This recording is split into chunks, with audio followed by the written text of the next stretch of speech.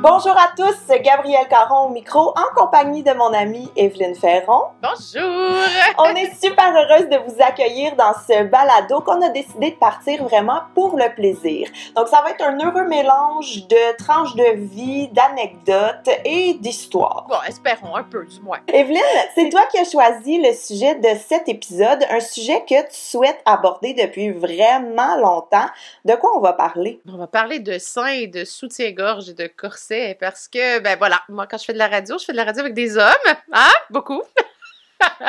Et c'est pas un sujet qui est très vendeur à la radio, de parler de sous-vêtements féminins, de parler des seins non plus, parce que les radios publiques sont un peu chatouilleuses sur certains sujets, donc il faut faire très attention quand on aborde ce sujet-là. Et ben voilà, je me suis dit, tiens, pour une fois que je vais faire un balado avec une autre fille, puis qu'on peut parler d'enjeux féminins. Je trouvais que ça peut être intéressant qu'on puisse en parler un peu, parce que voilà, j'ai pas cette opportunité-là si souvent que ça. Ben, puis là, on est sur Internet, fait qu'on peut faire ce qu'on veut, il y en a pas de règlement sur Internet. Ils sont sur les photos, mais au moins, si on parle de seins de mamelon, on devrait pas avoir de censure par rapport à ça. Mais moi, en fait, tu sais, tu parlais de brassières et tout, moi, j'ai vraiment une relation amour-haine avec les brassières. Tu sais, mettons, quand j'étais plus jeune, là, j'étais super mal à l'aise avec ma poitrine, tu sais, j'étais pas capable de la laisser lousse, jamais, là, même quand j'étais chez nous puis que je voyais personne la journée, je restais quand même toujours avec une brassière. Puis après, je te dirais, là, début vingtaine, jeune adulte, je suis comme partie dans une quête de chercher le modèle qui me convient. Ouais, le fameux modèle parfait, qui n'existe pas vraiment. Écoute, moi, j'ai tout essayé, là. Les brassières de sport, pas de bretelles, avec armature, pas d'armature, avec le bonnet mou, le bonnet moulé, le bonnet padé. J'ai tout essayé. En fait, j'aime dire que j'étais dans une quête identitaire de la brassière. Moi, je peux pas aller si loin que ça. J'avais trop de seins pour pouvoir faire ça. Et à une certaine époque, quand moi, j'étais dans la vingtaine, les modèles étaient beaucoup plus limités. Ils venaient essentiellement de compagnies françaises et italiennes pour mon type de poitrine. Et donc, ça m'a toujours coûté une fortune. Moi, j'ai jamais pu aller, mettons, chez la Senza et me dire, hey, je vais me payer une brassière cheap, mais mignonne. Non, moi, il a toujours fallu que j'aille dans la dentelle française et italienne à des prix quand même assez impressionnants. Fait que, tu sais, j'en achetais des bons modèles qui duraient, bon, on va dire 1 an à peu près, parce que les élastiques, au fil du temps, ben, tu sais, ça lousse, là, mais j'avais pas beaucoup de choix jusqu'à temps que certaines compagnies, depuis quelques années, et c'est pour ça que je voulais en parler, ont révolutionné ma vie alors que j'approche la quarantaine. Moi, je sens une libération du sein dans la lingerie qui était bienvenue. Moi, mes seins ont jamais été aussi libres que maintenant. Mais tu vois, moi, mettons, là, quand j'étais justement dans ma quête identitaire, j'ai trouvé chez Sears, défunt Sears, un modèle que j'aimais, avec armature, avec le bonnet moulé, et là, j'en ai acheté comme 10 modèles identiques dans toutes les couleurs qui se peuvent. Puis là, j'étais partie pour la gloire pendant 5 ans. Je les alternais tout le temps. Puis c'est weird, parce que même si toutes mes brassières étaient pareilles, j'en avais quand même une préférée dans toutes mes brassières pareilles. Tu sais, il y en a comme toujours une que tu préfères puis que tu t'offres beaucoup trop longtemps, là. Tu sais, un moment donné, comme l'anneau, il sort en dessous du sein. Ouais, non, là, ça rendu là, moi, c'est out. Ah, moi, j'ai tough, là, je le rentre, il ressort, je le rentre. L'autre fois, il avait déjà brisé en 2, puis je continuais de la porter, mais je t'avoue que là, les seins étaient pas à la même hauteur, fait que Non, là, pour moi, rendu là, c'est de la torture. Ouais, non, je l'ai laissé aller après, quand même.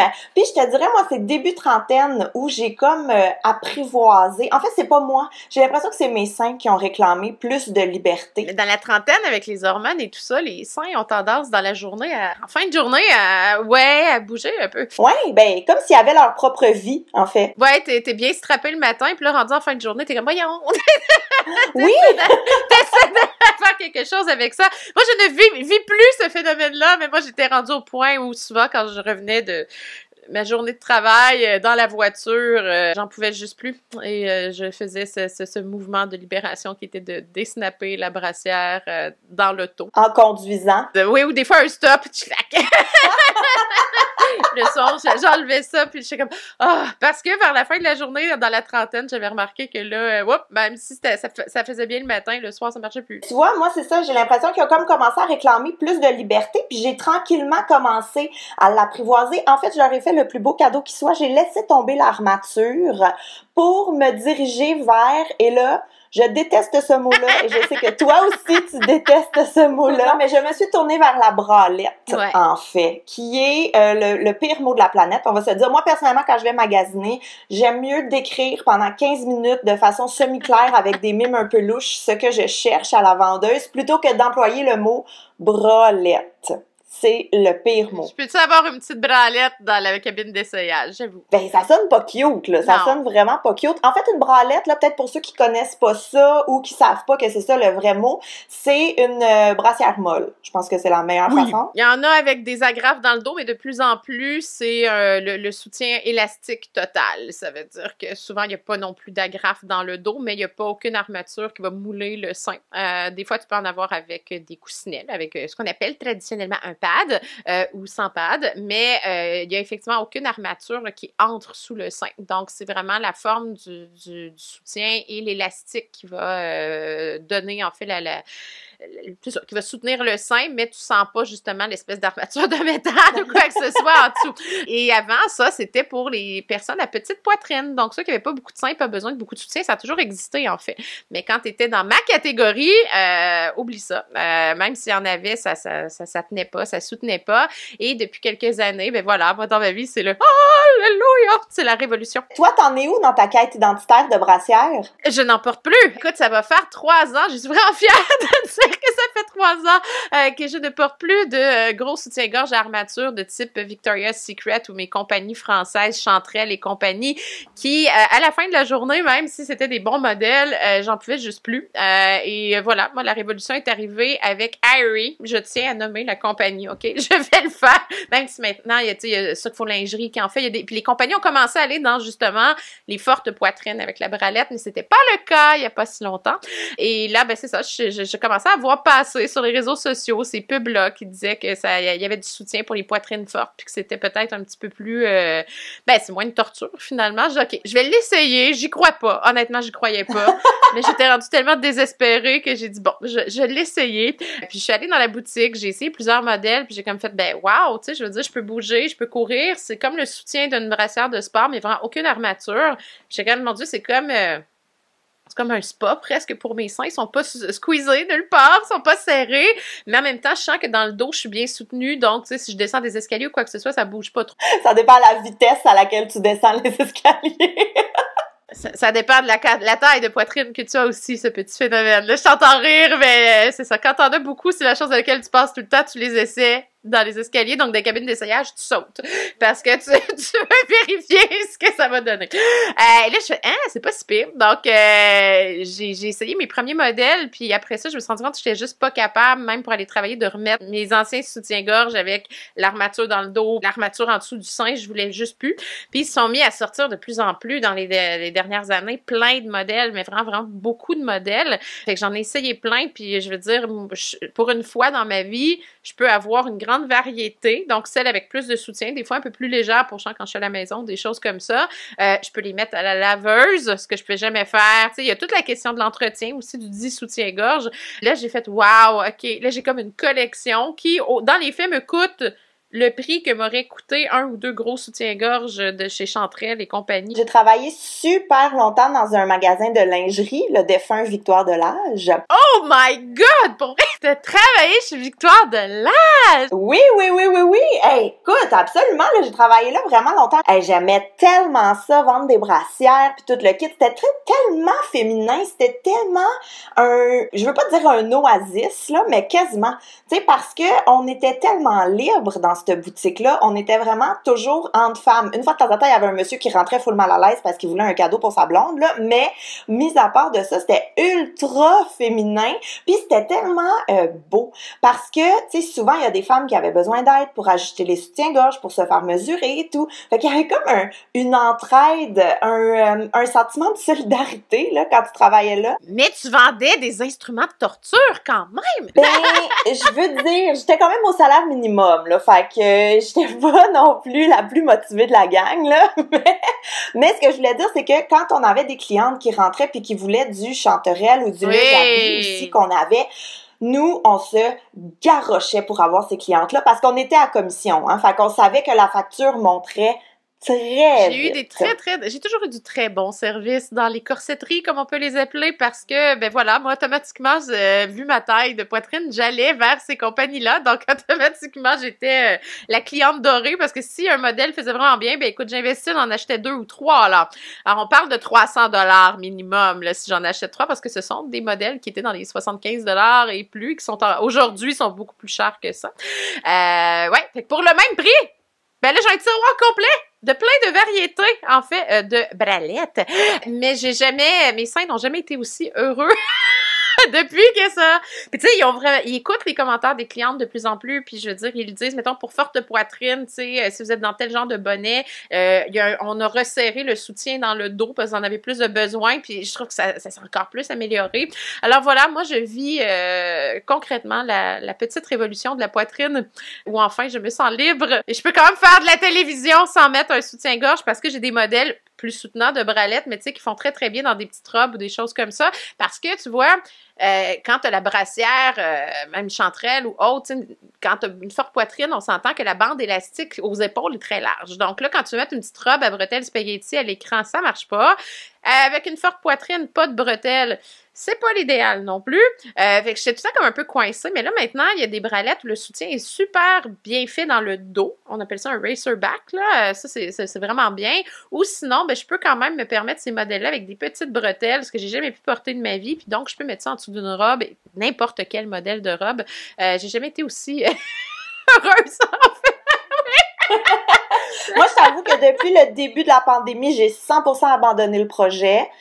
100%, ouais. Je porte plus de soutien-gorge. Des fois, là, quand je sors de la maison, tu sais, quand je vais jouer dehors avec les enfants, je vais mettre une petite bralette. Je pense qu'à chaque fois que je vais dire ce mot-là, je vais prendre une pause pour que tout le monde ait le temps d'apprécier à quel point j'ai haï ce mot-là. Mais pour vrai, 80% de mon temps, je suis lousse et libre et heureuse et assumée. Mais pour plonger un peu plus là dans le vif du sujet, d'où ça vient le mot brassière et soutien-gorge? C'est quoi le rapport avec les seins? Ben, soutien-gorge, c'est français, hein. Faut dire que même le mot corset, le corset, à l'origine, les corsetteries, je veux dire, c'est beaucoup la France, la mode française à partir du 16e siècle, qui a beaucoup développé, en fait, les sous-vêtements pour justement ajuster le corps de la femme aux robes et aux différents modèles de robes qui évoluaient. Mais quand on parle de soutien-gorge, c'est qu'en France, on disait d'ailleurs de Marie-Antoinette qu'elle avait une magnifique gorge. Ben, on parle vraiment, justement, là, de cette zone entre j'appelle ça le collarbone, mais donc la clavicule, le dessous des épaules. Donc, en fait, essentiellement, cette partie-là et la poitrine, c'est ce qu'on peut appeler encore aujourd'hui la gorge. Et donc, si tu penses sur un portrait de Marie-Antoinette, elle a la poitrine souvent très remontée. On le voit au-dessus de la dentelle de ses vêtements. Donc, on disait, elle a une très belle gorge. Donc, le soutien-gorge, c'est un mot qu'on va commencer à utiliser quand on va délaisser le corset pour justement juste venir soutenir la poitrine plutôt que de venir modifier aussi la taille et tout ce qui venait en fait avec la poitrine. Et c'est ce qui va faire en sorte que au Québec, on va développer davantage le mot brassière. Pourquoi? C'est que là, on va commencer à passer nos bras à travers, en fait, les trous pour soutenir la poitrine. C'est pour passer ses bras, une brassière, c'est ça. Et c'est ce qui fait qu'en anglais, on va utiliser ce mot-là aussi, bra. En fait, même si en anglais, ça fait aucun sens, en fait. Alors, c'est vraiment l'idée que plutôt que d'avoir le corset qui te soutient par la taille, en fait, c'est l'armature qui te soutient par les épaules, donc tu passes tes bras à travers. Donc ça, c'est des modèles. On va commencer à avoir l'utilisation de ces mots-là beaucoup plus au tournant du 20e siècle, quand le corset va commencer à perdre de l'importance et qu'on va commencer à développer des modèles des soutiens qui sont un petit peu plus légers, moins complexes aussi, quand la mode féminine va changer. Mais il faut que tu saches aussi que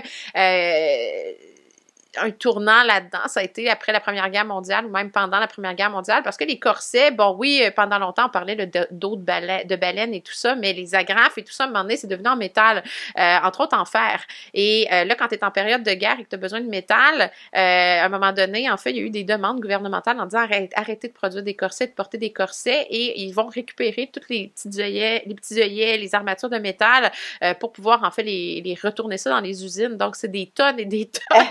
C'est fou, là! Qui a pu être récupéré quand on arrive à la Première Guerre mondiale et après, là, de juste des corsets. Et c'est un peu comme ça vraiment qu'on va développer des modèles de soutien pour la poitrine qui ne prennent pas toute la taille, mais qui vont venir soutenir surtout le sein. Et c'est comme ça qu'on va commencer à créer des modèles qui vont passer plus par les épaules, par le dos, par les bras. Et c'est ce qui fait que communément, au Québec, au Canada, on a davantage gardé le mot brassière, alors que soutien-gorge est plus français. Dans le fond, le corset a été présent comme jusqu'au début du 19e siècle, puis j'imagine... Ah, 20e! Oh, oui, jusqu'à la Première Guerre mondiale. Ouais. Mais après la Première Guerre mondiale, j'imagine qu'ils n'ont pas fait, genre, ben là, on n'a plus besoin, donc vous pouvez recommencer à faire des corsets. Les femmes ont dû faire, on retourne pas là-dedans. Il y en a qui en portaient. Écoute, anecdote personnelle, ma grand-mère en portait un, jusqu'à sa mort, parce qu'elle a trouvé que, après avoir eu beaucoup d'enfants, ben ça soutenait aussi, ça faisait comme un effet gainant. C'est sûr que c'était pas des corsets avec des os, quoi que ce soit, c'était en tissu, mais ça permettait de venir resserrer un peu le ventre comme une gaine quand elle sortait, puis qu'elle voulait être jolie pour aller jouer au bridge, puis aux différents jeux de cartes dont elle était une championne. Et là, je parle d'une dame qui est décédée il y a une quinzaine d'années, donc jusqu'à la fin, ma grand-mère portait encore ça, ça existait encore. En fait, ça existe encore pour quelqu'un qui en veut en tissu pour modeler. La gaine remplace un peu ça d'une certaine façon. Il y a différents modèles de gaine. Donc, c'est sûr que c'est pas disparu d'un coup sec, mais c'est sûr que les vêtements, la mode féminine, pense à Coco Chanel et tout ça, va aider à se libérer du corset. Ce corset était pensé surtout parce que on cherchait un type de silhouette pour des modèles de robes bien précis. C'est ce qui fait que les corsets ont beaucoup changé au fil du temps aussi parce qu'ils vont être faits en fonction de la forme de taille qu'on veut donner. C'est pas tant la forme de la poitrine d'ailleurs, c'est plus la forme de la taille et des fesses. Donc l'effet que la robe va donner sur. Qu'on appelle la courbe S.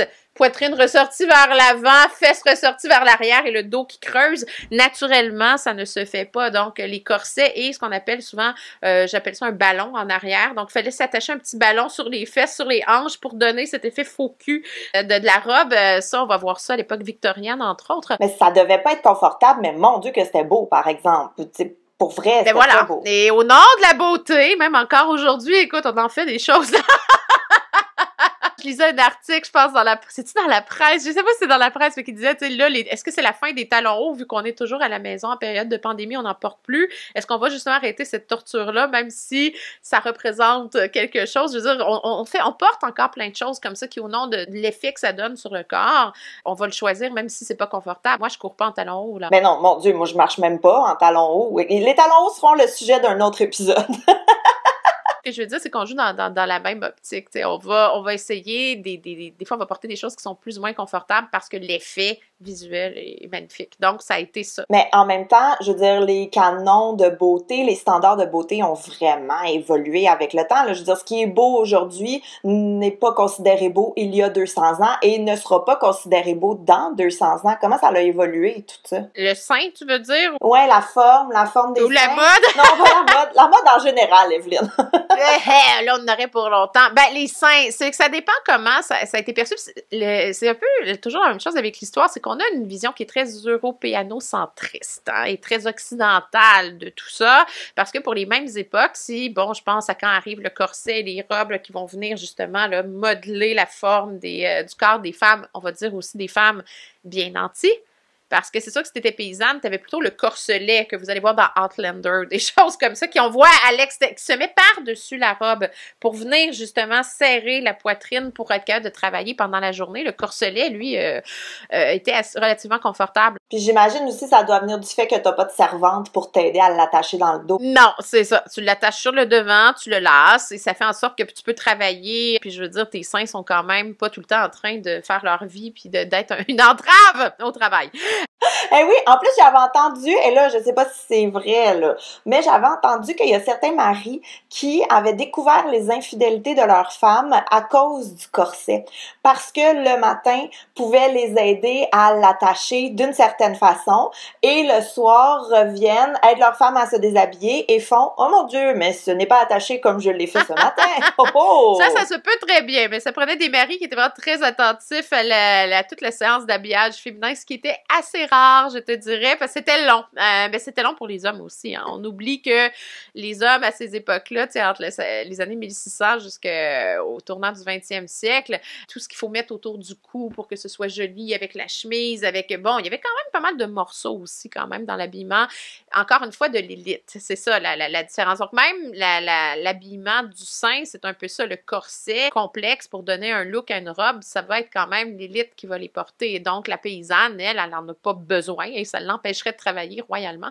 Et donc, elle va plutôt porter le corselet qui est relativement plus confortable aussi, qui se voit, donc qui était par-dessus la robe souvent, qui est lacé, qui va donner comme un meilleur effet. Mais c'est ça, dans l'ensemble, c'est sûr que ces sous-vêtements-là ont toujours été pensés en fonction aussi de la vision qu'on avait de la poitrine féminine. Donc, c'est sûr que quand tu t'en vas en Afrique, où le sein n'est pas très érotisé dans beaucoup de pays, je veux dire, ben, il n'y en a pas. Il n'y en a tout simplement pas quand il fait chaud et tout ça. Et d'ailleurs, c'est ce qui avait choqué en 1896. National Geographic avait pour la première fois mis en une un couple de Zoulous qui venait de se marier, un couple princier, en fait, d'Afrique du Sud.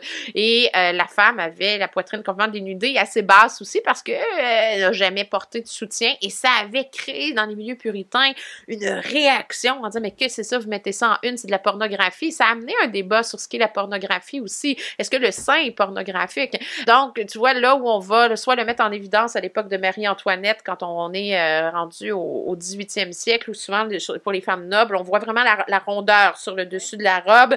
C'est très en évidence. Si tu t'en vas du côté de l'Inde, le sari, ben c'est pas le sein nécessairement qui est mis en évidence parce qu'il y a un voilage qui passe par-dessus. C'est le ventre qui est mis en évidence, c'est lui qui est dégagé. Donc, ça dépend ce qu'on érotise, ça dépend ce qu'on trouve beau sur le corps féminin, mais donc, notre vision d'ailleurs des seins et des soutiens des seins est très occidentale. On oublie qu'ailleurs, justement, le sein libre a été à l'honneur depuis très très longtemps.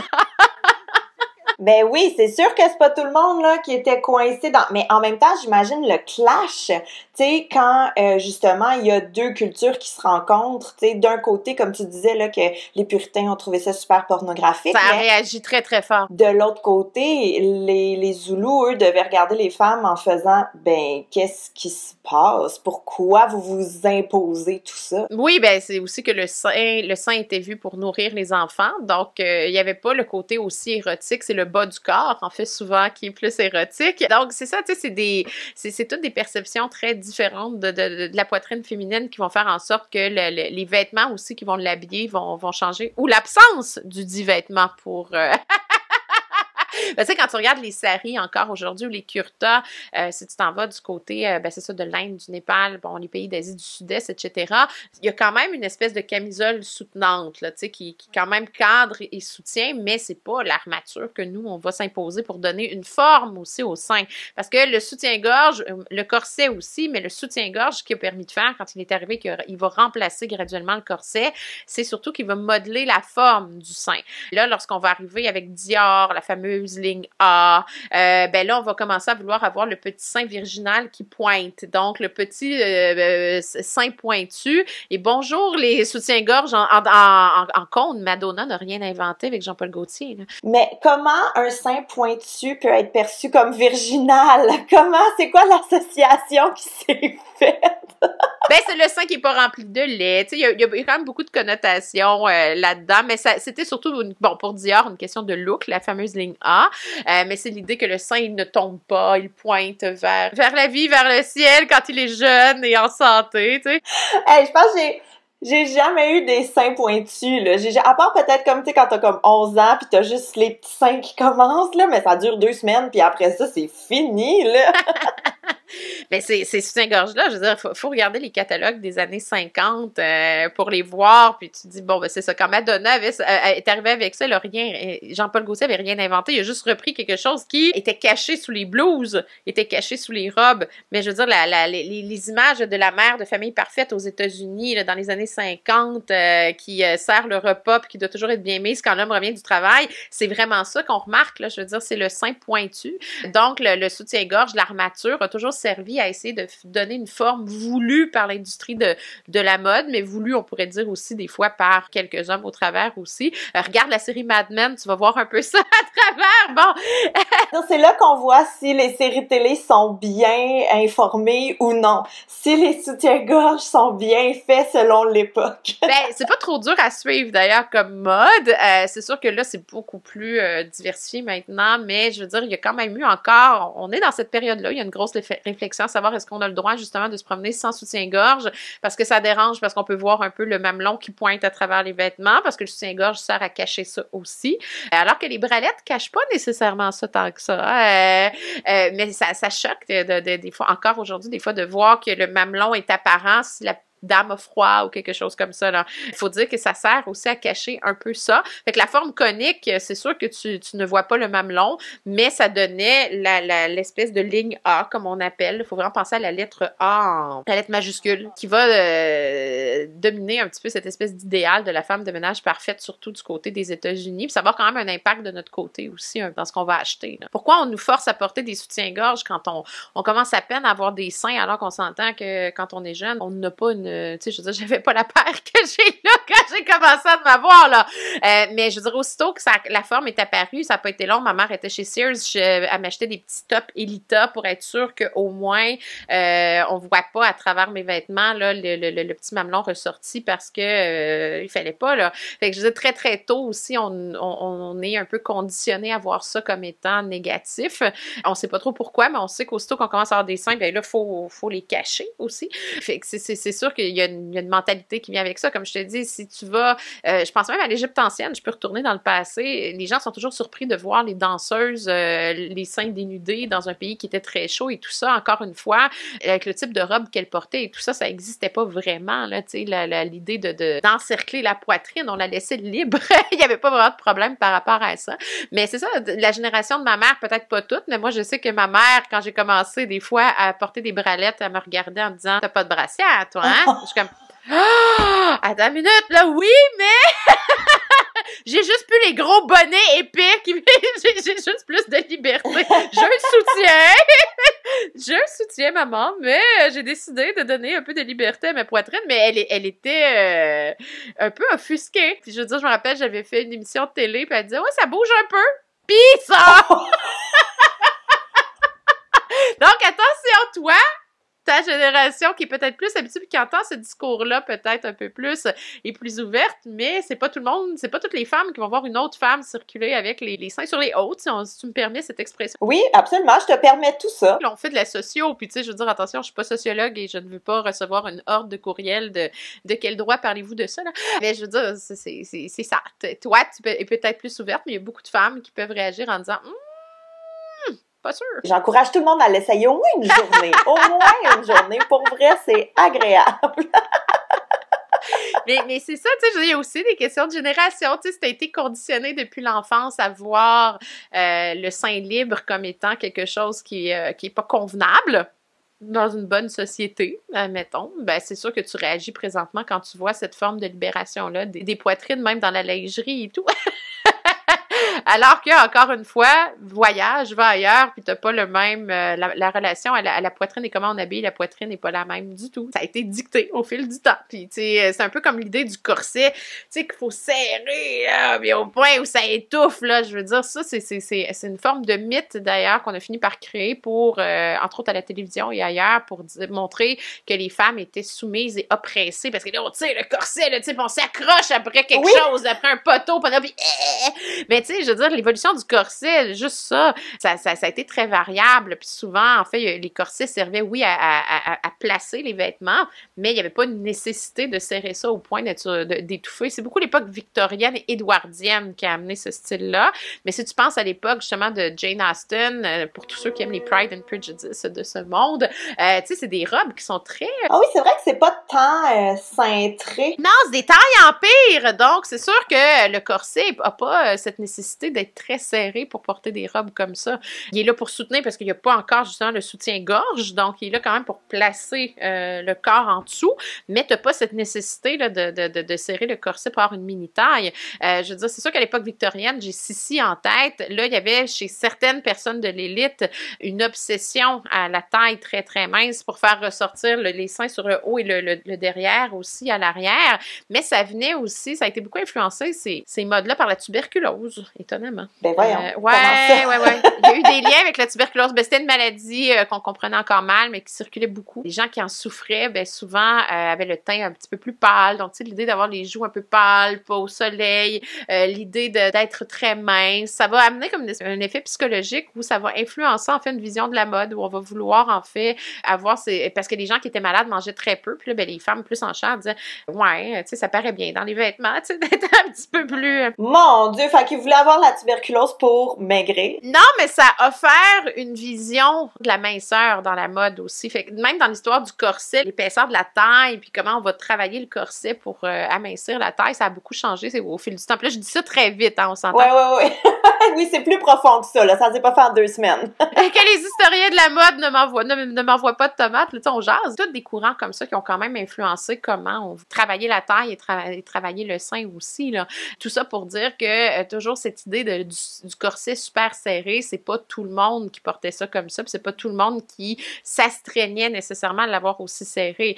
Puis un des exemples qui est quand même assez intéressant, c'est quand tu regardes la collection de vêtements de la reine Victoria, justement, qui au fil du temps a pris de plus en plus de poids vers la fin de sa vie. Elle était quand même costaude, la reine Victoria. C'est très poli pour la royauté, j'aime ça. Oui, mais tu sais, je veux dire, t'as l'évolution de ses corsets aussi. Fait que même si elle en avait un pour soutenir, pour pouvoir mettre les robes, elle avait pas la taille de guêpe à la Sissi, là. Je veux dire, c'était impossible, là. Je veux dire, il y a personne qui aurait accepté de se faire... De toute façon, il y a une limite physique. Ben, puis de toute façon, t'as bien beau serrer, ça doit ressortir par en haut, là. Tu sais, à un moment donné, ça disparaît pas. Il faut quand même que ça bouge, cette peau et ce gras, là. Celles qui portaient les corsets les plus serrés, attention, ce n'est vraiment pas tout le monde. C'est souvent les dames de l'élite et d'une certaine époque. C'est surtout le 19e siècle qui a été le pire, là, dans le corset par rapport à ça. Surtout, comme je disais, l'époque victorienne, édouardienne.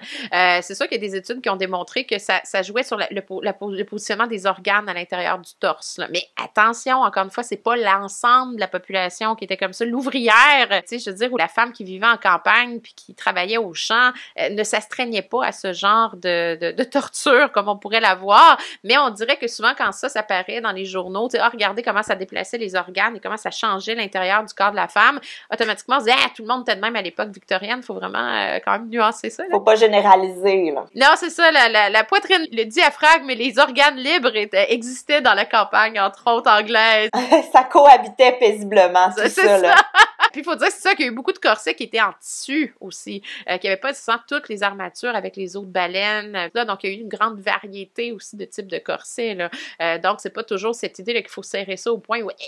Ouais, on respire plus. J'ai une dernière question. Je sais même pas si tu as la réponse, là. C'est vraiment pas une question piège. Est-ce qu'il y a une personne qui peut se targuer d'être le créateur du corset et le créateur du soutien-gorge de la brassière? Est-ce qu'il y a comme un nom qui est associé? Pas directement. Tu sais, je veux dire, il y a peut-être des historiens de la mode qui vont dire, ben, telle personne exactement. Tu sais, je veux dire, de mémoire, non, parce que quand on parle du corset, comme je te disais, bon, on commence à le voir apparaître autour des années 1600 à peu près en France, mais on n'a pas nécessairement un modiste ou une modiste qui a son nom sur l'arrivée de ces premières armatures-là, parce que c'est sûr qu'il y avait une mode d'époque, puis les gens qui travaillaient dans ce domaine-là, ben, essayaient justement de faire les plus beaux modèles de robes, puis là, disaient, ben, pour que la robe tombe mieux, on pourrait faire ça comme ça. Donc, il peut y avoir existé même plusieurs pré-modèles de corsets dont on n'a peut-être même pas de traces, en fait, historiquement parlant, parce que c'est pas des morceaux de vêtements qui survivent bien au temps, nécessairement. Il en reste, mais on n'en a pas nécessairement toujours des si grandes collections que ça. Ben, je veux dire, moi, si mes brassières t'offrent 3 mois, j'ose même pas imaginer un corset qui date de 1850. Non, puis comme je te dis, bon, rendu au tournant du 20e siècle, on va même les envoyer pour redonner les rivets et tous les morceaux de fer quand on va être rendu à la Première Guerre mondiale. Fait que tu sais, il y a plein de corsets qui existent quand même plus de ces anciens modèles-là. Même chose pour le soutien-gorge. On sait que le terme soutien-gorge va peut-être arriver, bon, fin 18e siècle. Donc, on est encore à l'époque du corset, mais avec cette idée que certains modèles vont soutenir davantage la poitrine, justement pour faire à la Marie-Antoinette, la faire remonter. Moi, personnellement, j'ai pas de nom, mais je ne suis pas une historienne de la mode, il faut le dire, parce que là, ou du costume, l'espèce de soutien-gorge conique, on peut vraiment arriver à l'époque de Christian Dior. Là. On peut vraiment arriver après la Deuxième Guerre mondiale, où on va arriver avec une silhouette qui est vraiment pensée du point de vue de la mode.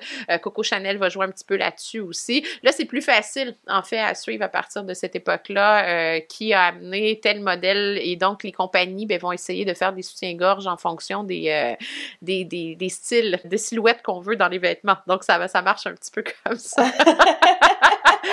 Mais c'est ça que ça amène, par contre, tu vois, après la Deuxième Guerre mondiale, même s'il y avait eu des pin-ups avant, puis qu'on avait commencé à montrer le sein, il va quand même avoir une plus grande acceptation peut-être du sein, ou même de la nudité du sein avec le cinéma et tout ça. Il va quand même y avoir un peu d'acceptation, mais parce qu'il faut dire que quand à l'époque victorienne, justement, les gens se serraient un petit peu, ou à la Belle Époque, dans des corsets, il y avait parallèlement le début quand même de la photographie, et quand la photographie arrive, très vite, en fait, la nudité va arriver en photographie comme elle existait dans le portrait. On dirait que dans les portraits peints, ça passait un peu mieux, mais en photo, le côté réaliste, ça dérangeait. Donc, en France, on faisait des cartes postales érotiques que les Britanniques qui visitaient la France de la Belle Époque, le Paris de la Belle Époque, avec les grandes horizontales et tout ça, ramenaient en cachette les petites cartes postales d'une dame. Tu sais, puis juger érotique, c'est quoi? C'est qu'il y a un bout de poitrine de montrer, puis souvent, on voit la personne en jarretière, tu sais, je veux dire. Ouais, c'est assez mollo, là. Dans nos standards, c'est pas très érotique, mais il y a quand même un tournant à la fin du 19e siècle, quand tu penses aussi à Mata Hari, à Colette, qui vont commencer à faire justement les premiers striptease sur scène, qui vont attirer énormément de monde. Ça avait amorcé quand même, je dirais, une légère démocratisation de la poitrine. Donc, le fait qu'on pouvait la dénuder puis en faire soit un spectacle, ou que c'était quand même pas quelque chose de dégoûtant de voir une poitrine dénudée, nécessairement. Parce qu'avant ça, même dans l'art, le nu dans l'art est arrivé quand même, bon, il y en avait en cachette, mais je veux dire, accepté dans les écoles des beaux-arts, c'est assez tardif. Sinon, la seule fois que tu voyais un sein dénudé, c'était la Madone à l'enfant. La Vierge à l'enfant, depuis le Moyen-Âge, tu la vois avec le sein dénudé qui va allaiter l'enfant Jésus. C'était à peu près la seule scène où le sein pouvait être, d'un point de vue acceptable, dénudé là, pendant longtemps, là, parce que c'était une scène religieuse, puis que l'allaitement, dans ce contexte-là, était pas vu comme quelque chose. Et s'ils revenaient aujourd'hui, ils fendraient en deux, là, ils sont pas prêts pour Pornhub, là, tu sais. Non, vraiment pas! Mais c'est ça, tu sais, il y a comme une évolution, tu sais, autant dans le sous-vêtement pour le sein, ça suit quand même un peu aussi l'érotisation qu'on en a quand je parle du 18e siècle, puis que là, vraiment, tu sais, ça ressort en haut de la robe, c'est que, surtout pour les jeunes femmes, quand la gorge, elle est belle, ben c'est quelque chose qu'on aime, tu sais, on trouve ça beau, c'est féminin. Tu sais, il y a vraiment aussi, ça dépend des standards, justement, qu'on va avoir de beauté par rapport à tout ça. Alors que, pour les mêmes époques, si on s'en va en Afrique, si on s'en va dans les Antilles, la poitrine n'a pas nécessairement cet intérêt-là, mais si on monte une cheville avec la jupe un peu relevée, bien placée, ben ça va être peut-être un petit peu plus osé. Ah ouais, mais tu vois, j'ai l'impression que là, on vient d'ouvrir plein de portes, justement, sur le striptease, sur la nudité, sur la pornographie, sur ce qui est osé, ce qui l'est pas. Fait que j'ai pris des notes, on se garde ça pour des prochains épisodes. Là, on va terminer là-dessus. Evelyne, merci beaucoup. Ça me fait plaisir. Tout le monde qui nous a écoutés, merci énormément et on se retrouve très bientôt pour un prochain épisode. D'ailleurs, si jamais vous avez des suggestions de thématiques que vous aimeriez qu'on aborde ou qu'on discute, sentez-vous bien à l'aise de venir nous les écrire. Donc, Facebook, Instagram, Evelyne Ferron, Gabrielle Caron, c'est nos vrais noms. Sur ce, merci de nous avoir écoutés. Bonne journée! Bye bye!